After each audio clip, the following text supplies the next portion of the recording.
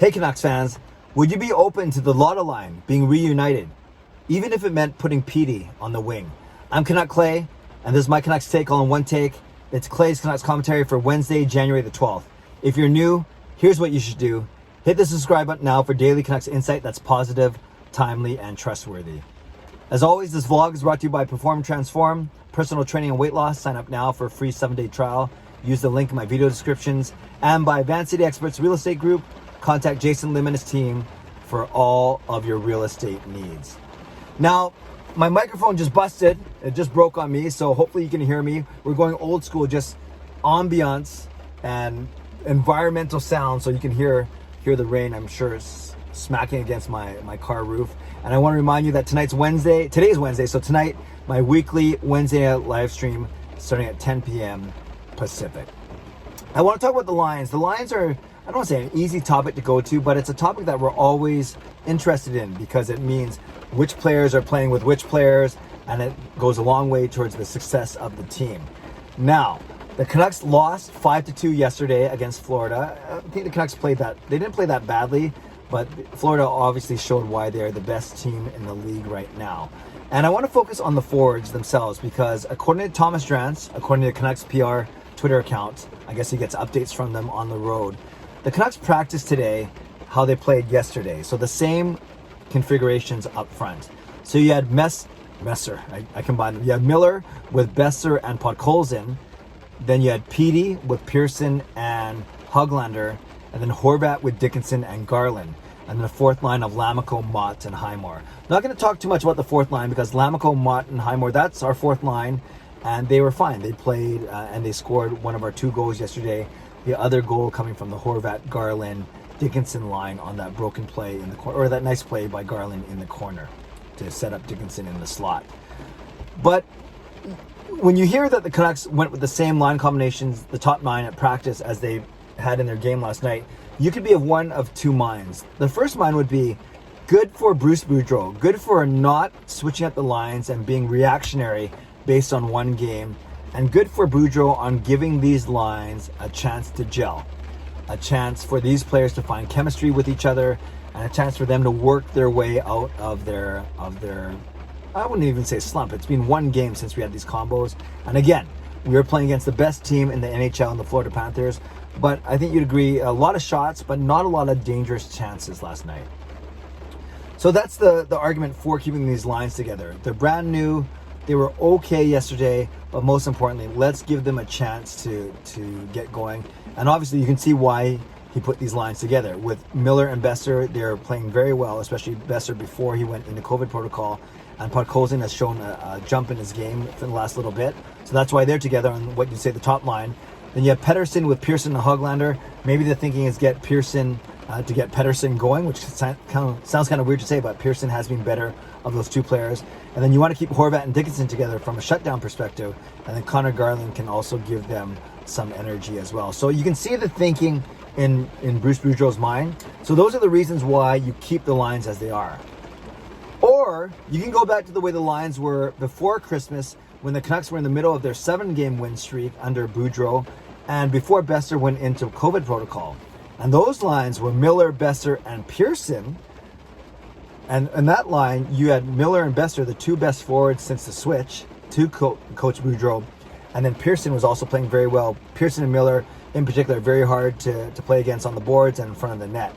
Then you had a line of Horvat, Dickinson, and Höglander. So you had Horvat and Dickinson and Höglander basically serving as your de facto shutdown line with some offense and some energy there. And then you had Pettersson playing with Podkolzin and Garland, what I call the PPG, can't even say it, the PPG line. I got so excited to say PP, that doesn't sound right. The PPG line.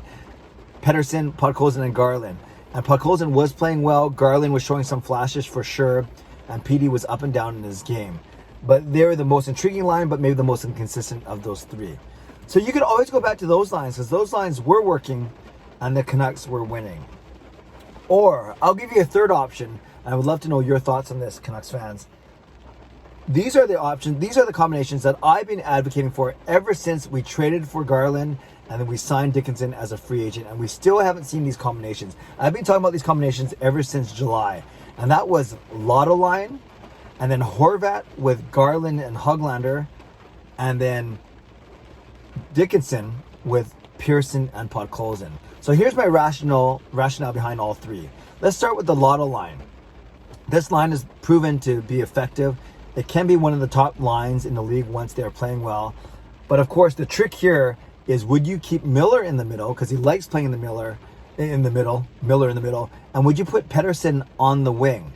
Now, the benefit to this is all three guys have chemistry. They know each other well. They all have good hockey IQ. So I don't worry so much if Miller is playing center and Petey's playing on the wing. It's not like they're not going to know where to go. They're still going to cover for one another on defense. They're still going to find open ice on offense. So I don't worry so much about on paper who's the center and who's the winger. What's more important to me is how they play as a unit. And Besser and Miller have been two of the best forwards under Bruce Boudreau, and that might be the way to get PD going.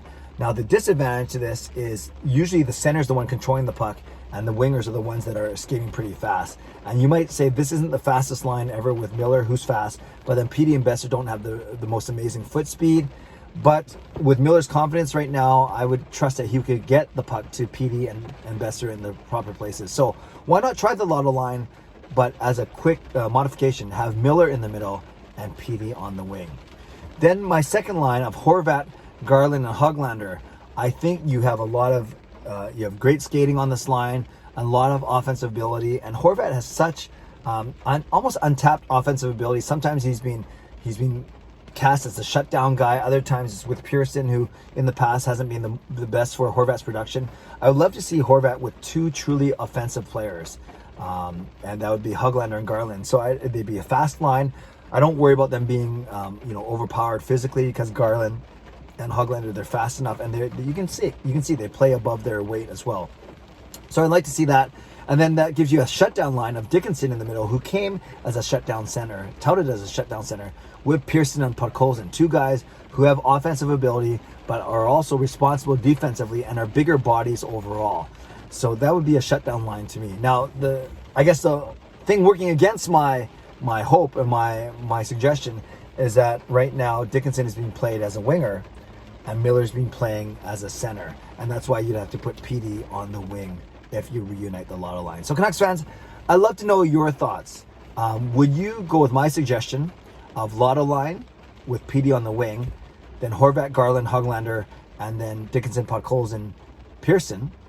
Would you go with the recent lines of Miller, Besser, Podkolzin, Pettersson, Pearson, Höglander, then it's Horvat, Dickinson, Garland? Or would you go with the pre-Christmas lines of Miller, Besser, Pearson, Horvat, Dickinson, Höglander, Pettersson, Podkolzin, Garland? I know there's a lot of names. You got to kind of map them out or visualize them. But really, the easiest way to say this is, A, would you like to see the Lotto Line reunited? B, who's the center on that line, if so? And C, give me your ideal line combinations for the top 9. Leave a comment below and let me know. I love to read, react, reply, as always. Shout out to my legends, legendary Lucas Gates, legendary Justin Credible, legendary Andrew Chang, hero members nucksfan number 29 and Carol Bovenlander, and Hall of Fame members Jens95, simalexander, Chris Seifried, Adam Broomfield, Shannon Hollingworth, and Hsmfangirl Gaming. Thanks for your support as always, and thanks to the support of all members of all levels. You are listed in my video description. If you want to become a member of the CCC Crew, press the join button underneath this or in my videos, or on the memberships tab on my YouTube channel. Subscribe if you'd like to, like this video if you'd like to, become a member or upgrade if you'd like to, leave a comment down below if you'd like to. Lotto Line, yes or no, PD or Miller in the middle, if so, that rhymed, and or give me your ideal line combinations for the top 9. And don't forget, tonight, 10 p.m. live stream right here on my YouTube channel. I hope that you will join me then. Stay safe, stay healthy, take care of yourselves and take care of each other. Have a great day. God bless, and go Canucks go.